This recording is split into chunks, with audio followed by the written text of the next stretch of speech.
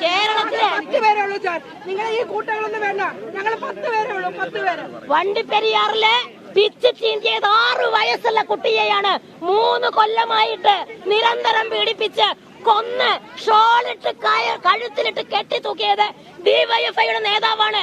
അവന്റെ നേരെ അവന് പോറലേൽക്കാത്ത FIR ഇട്ടുകൊണ്ട് ശാസ്ത്രീയമായ അന്വേഷണ തെളിവുകൾ കൊടുക്കാതെ അവനെ ഇപ്പോ വിട്ടു.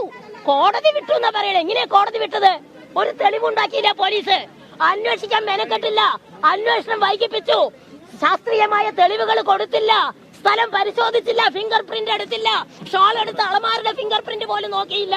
ഒന്നും നോക്കാതെ ഒരു കാമം തീർക്കാൻ വേണ്ടി പിഞ്ചു കുഞ്ഞിന്റെ മേലെ ആവിഷ്കാര സ്വാതന്ത്ര്യം നടത്തിയ തെമ്മാടിയായ ഡിവൈഎഫ്ഐക്കാരനെ ഇവിടുത്തെ പോലീസ് സംരക്ഷിച്ചത് ഇവിടുത്തെ മാർക്സിസ്റ്റുകാരുടെ ഇടപെടലോട് കൂടിയാണ്. മുഖ്യമന്ത്രി അറിയാതെ, ആഭ്യന്തര വകുപ്പ് മന്ത്രി അറിയാതെ ഈ പോലീസിന്റെ ഇടയിൽ ഒന്നും നടക്കില്ല. ഈ ചവർന്ന മുഖ്യമന്ത്രി അറിയും എങ്കിൽ എന്തുകൊണ്ട് മുഖ്യമന്ത്രി, ആഭ്യന്തരമന്ത്രി കൂടിയായ മുഖ്യമന്ത്രി അദ്ദേഹത്തിന്റെ പോലീസിനെ ഉപയോഗിച്ച് നിഷ്ഠൂരനായ ഒരു കാമലമ്പടനെ രക്ഷിച്ചു? വാളയാർ ഞങ്ങൾ മറന്നിട്ടില്ല സർ. വാളയാറിൽ അട്ടപ്പള്ളത്ത് 2 കുട്ടികളെ കെട്ടിത്തൂക്കി, കൊന്നു കെട്ടിത്തൂക്കി ലൈംഗികമായി പീഡിപ്പിച്ചിട്ട് അന്ന് ഇടതുപക്ഷക്കാരായിരുന്നു പ്രതികള്. അവരെ സംരക്ഷിച്ചതാരാണ്?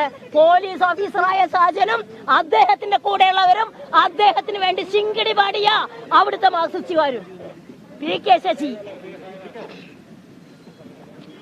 ശശി ലൈംഗിക അതിക്രമം നടത്തി. ശ്രീമതി ടീച്ചറെ പോയി. എന്തിനാ പോയത് അറിയാലോ നിങ്ങൾക്ക്? പീഡനയന്ത്രം ഉണ്ടാക്കാൻ, അളക്കാൻ. എന്നിട്ട് ദുർബല പീഡനാണ്.